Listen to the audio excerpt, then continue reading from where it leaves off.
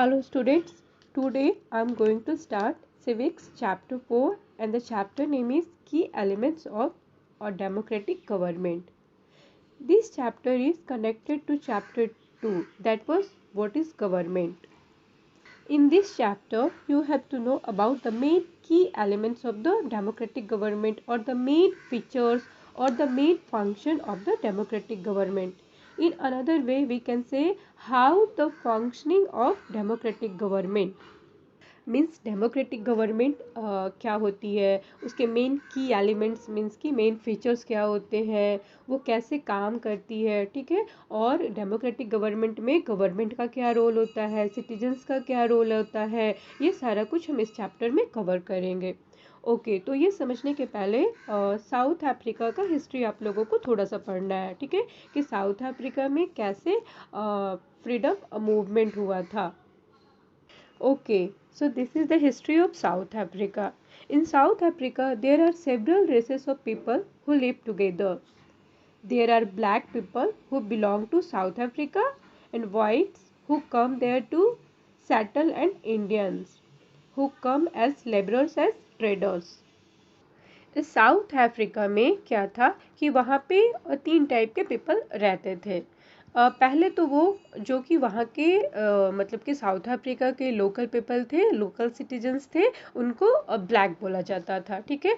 और वो दूसरा वो थे जिनको कि वाइट बोला जाता था, ठीक है, जो बाहर से आके उनके कंट्री पे राज कर रहे थे, ठीक है।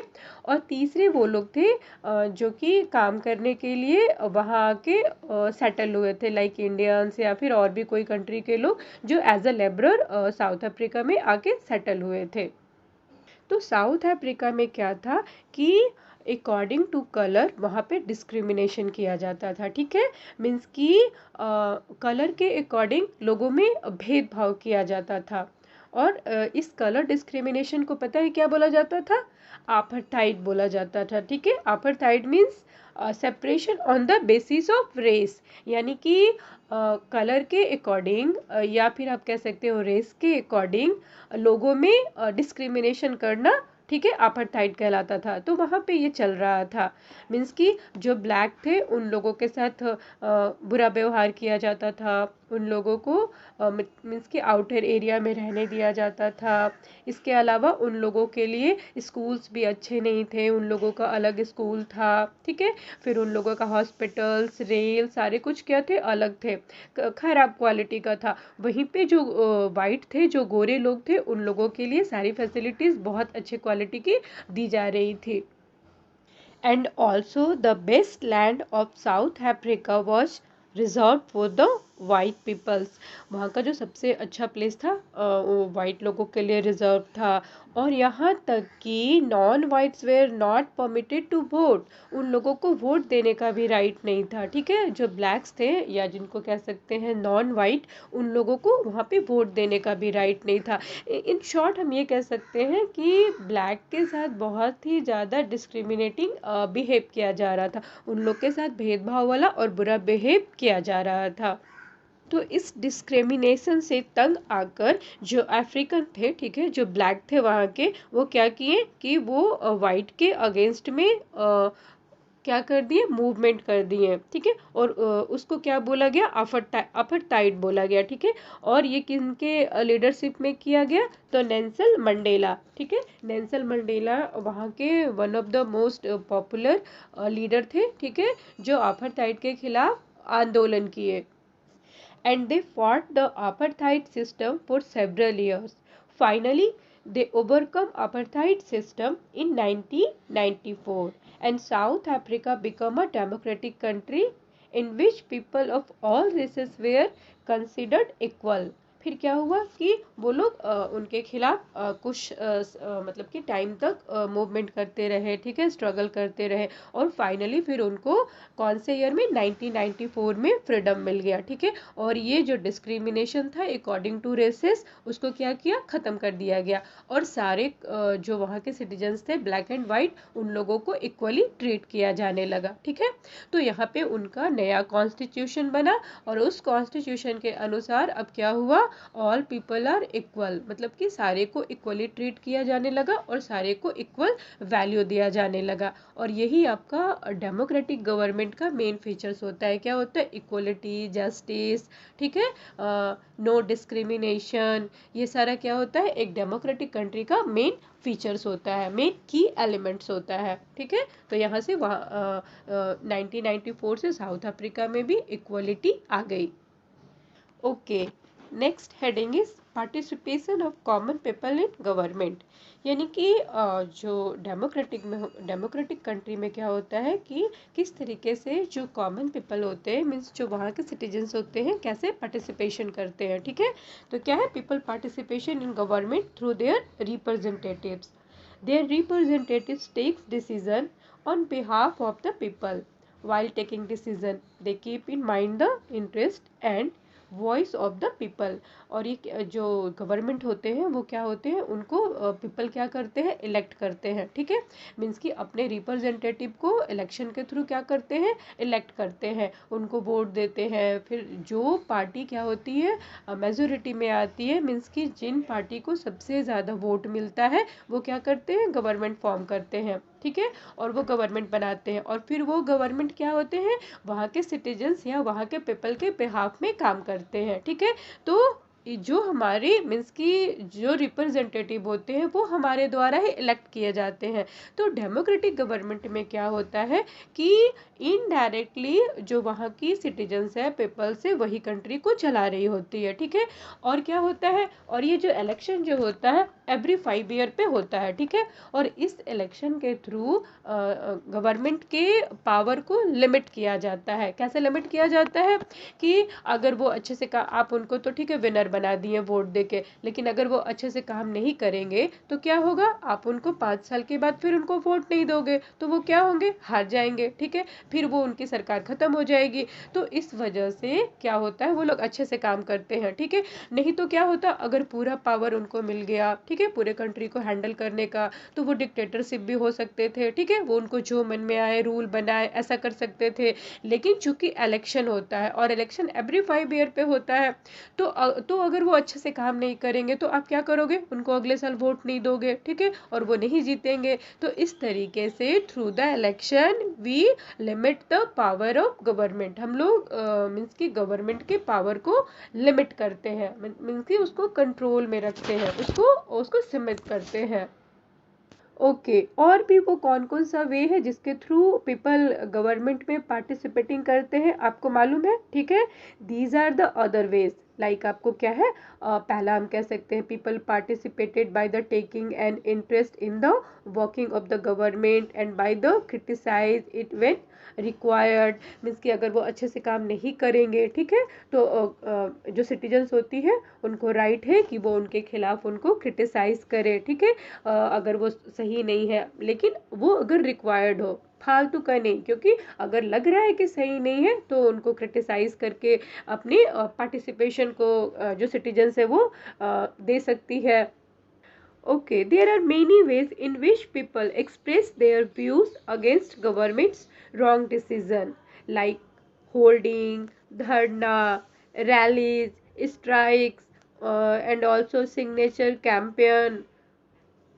मीन्स ये सारे तरीकों से जो सिटीजन्स है, जो पीपल्स है, गवर्नमेंट के काम में अपना पार्टिसिपेशन दे सकती है। ठीक है, अगर उनको लगता है कि गवर्नमेंट का डिसीजन रॉन्ग है, सही नहीं है, ठीक है, जो लॉ बनाए या इम्प्लीमेंट किए वो सही नहीं है, तो वो ये सारे तरीकों से, जैसे कि हो धरना, रैली, ठीक है, स्ट्राइक, कैंपेन, ये सारे तरीकों से उनके ऊपर क्या कर सकते हैं? कंट्रोल कर सकते हैं, अपने पार्टिसिपेशन को पेश कर सकते हैं। And also wrong and unjust decisions are also brought forward through newspaper, magazine and TV, etc. Okay, next heading is need to resolve conflict. Okay, You knew our country is very vast country और very diverse country, ठीक है। And ऐसे situation में जो country बहुत बड़ा हो, वहाँ पे बहुत डाइवर्सिटी हो, वहाँ पे बहुत डिफरेंट डिफरेंट रिलीजन्स के लोग रहते हो, तो कॉन्फ्लिक्ट होना क्या है, नेचुरल है, ठीक है। Conflicts occurs when people of different cultures, religions, regions और इकोनॉमिक बैकग्राउंड, ठीक है। क्योंकि बहुत तरह के लोग रह रहे हैं, हर लोगों का धर्म अलग है, हर लोगों की क्या है, रिलीजन अलग है, हर लोगों का क्षेत्र अलग है, हर लोगों का रहन सहन अलग है। तो कॉन्फ्लिक्ट होना क्या है, नेचुरल है। दोनों में मतभेद होना, मतलब कि उनका सोच हमारा सोच, उनका धर्म हमारा धर्म, उनका पूजा हमारा पूजा अलग है, तो हमारी सोच भी अलग हो सकती है, और जिससे क्या होगा, कॉन्फ्लिक्ट यानी मतभेद भी क्रिएट होता है। तो हमारे कंट्री में इस तरह का सिचुएशन जब आता है तो उसको कौन रिजॉल्व करती है, ठीक है, यानी उसको कौन सॉल्व करती है, उनको कौन सॉर्ट आउट करती है, तो हमारी गवर्नमेंट करती है, ठीक है। तो किस तरीके से करती है वो हम देखेंगे। उसके पहले जो मेन ये आपका कॉन्फ्लिक्ट है, ठीक है, इंडियन सोसाइटी में, वो आपका दो तरीके का आता है। ऐसे बहुत सारे कॉन्फ्लिक्ट हो सकते हैं, लेकिन दो तरीकों को हम लोग पहले यहाँ पे देखेंगे, ठीक है। पहला रिलीजियस कॉन्फ्लिक्ट, ठीक है। रिलीजियस कॉन्फ्लिक्ट क्या होता है, क्या होता है कि इंडिया में जैसा कि आपको मैंने बताया, अलग अलग रिलीजन के लोग रहते हैं। तो कभी कभी क्या होता है कि सेम डे किसी हिंदू का भी फेस्टिवल है और उसी दिन क्या है, किसी मुस्लिम का भी फेस्टिवल है, और दोनों की मान लो कि रैली एक ही रोड से गुजर रही है, ठीक है। तो हो सकता है उसमें कुछ ऐसे एंटी एलिमेंट्स होते हैं जो क्या करते हैं, दूसरे वाले रिलीजन पे कुछ भी उसके खिलाफ बोल दिए या पत्थर फेंक दिए, तो जो अगेंस्ट में जो है वो उस पर झगड़ा कर लिया। तो इस तरीके से दोनों आपस में क्या होते हैं, कभी कभी कॉन्फ्लिक्ट दोनों में क्रिएट हो जाता है, और ये इतना ज़्यादा बढ़ जाता है कि कभी कभी तो आप कह सकते हो कि ये वायलेंस रूप ले लेता है, मारा मारी भी हो जाता है, ठीक है। तो उसको रिजॉल्व करने के लिए, इसको सॉल्व करने के लिए हमारी गवर्नमेंट होती है। कौन होती है, पुलिस होती है, जगह जगह पे पुलिस खड़ी रहती है, और ये पुलिस कौन है, पुलिस हमारी गवर्नमेंट का ही पार्ट है, ठीक है। ओके, दूसरा जो कॉन्फ्लिक्ट है वो आपका है रिवर वाटर कॉन्फ्लिक्ट। यानी कि आप देखते हो कि जो रिवर होती है वो क्या होती है, एक स्टेट से दूसरे स्टेट में एंटर करती है। ऐसा तो नहीं है कि कोई रिवर एक ही स्टेट में सिर्फ रहेगी, दूसरे स्टेट में वो नहीं जाएगी, ऐसा तो होता नहीं है। रिवर को तो ऐसा मालूम नहीं है कि मुझे एक ही स्टेट में रहना है। तो क्या होता है उस टाइम, जब रिवर एक स्टेट से दूसरे स्टेट में एंटर करती है, ठीक है, तो कभी कभी होता है दोनों स्टेट में रिवर वाटर को लेके कॉन्फ्लिक्ट पैदा हो जाता है, ठीक है, मतभेद झगड़ा पैदा हो जाता है। जैसे आपका बहुत साल से हमारे कंट्री में नर्मदा रिवर को लेके चल रहा है। ये जो नर्मदा रिवर है ना, वो क्या है कि कर्नाटका से निकल के वो तमिलनाडु की ओर जाती है, ठीक है। तो कर्नाटका की जो गवर्नमेंट है वहाँ पे डैम बना के पानी को स्टोर करती है, और उसके बाद वो पानी को जब छोड़ती है तो फिर वो तमिलनाडु में जाता है। फिर तमिलनाडु की जो गवर्नमेंट है वहाँ पे डैम बना के उसको स्टोर करती है। लेकिन होता क्या है कि जो आपकी कर्नाटका गवर्नमेंट है पानी को छोड़ने में लेट कर देती है, वो कहती है पहले मेरा पूरा फिल हो जाएगा डैम तभी हम छोड़ेंगे। तो ऐसे कंडीशन में तमिलनाडु की जो गवर्नमेंट है वो नाराज हो जाती है। वो बोलती है हमारे यहाँ पानी इतना लेट आता है, हमारे जो फार्मर है उनका इरिगेशन रुक जाता है, जिसकी वजह से किसान मारे जाते हैं, उनका फसल खराब होता है। तो ऐसे मामलों को लेके दोनों के बीच क्या होता है, कॉन्फ्लिक्ट हमेशा होता रह रहा है, ठीक है। तो इसको भी कौन रिजॉल्व करती है, हमारी सेंट्रल गवर्नमेंट। वो क्योंकि सबकी हेड होती है तो वो आकर दोनों की बातों को सुनती है, फिर उनको जो सही रास्ता लगता है वो करके उसको रिजॉल्व करती है, उसको क्या करती है, उस प्रॉब्लम को दूर करती है। And next heading is equality and justice. Okay, in democratic type of government, equality and justice are two key element and these are inseparable.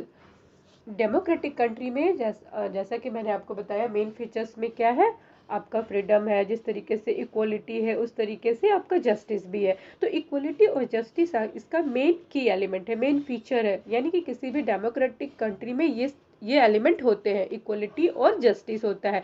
वही आपका दूसरा किसी टाइप का अगर आप गवर्नमेंट लेते हो, लाइक आपका मोनार्की लेते हो, तो वहाँ पे कोई ज़रूरी नहीं है कि वहाँ पे सारे लोगों में, सारे पीपल में इक्वलिटी हो या सबके साथ जस्टिस हो, ऐसा कोई ज़रूरी नहीं है। लेकिन डेमोक्रेटिक कंट्री में इट इज़ मस्ट, ये आपका क्या होता है, मिलता ही मिलता है आपको, ठीक है।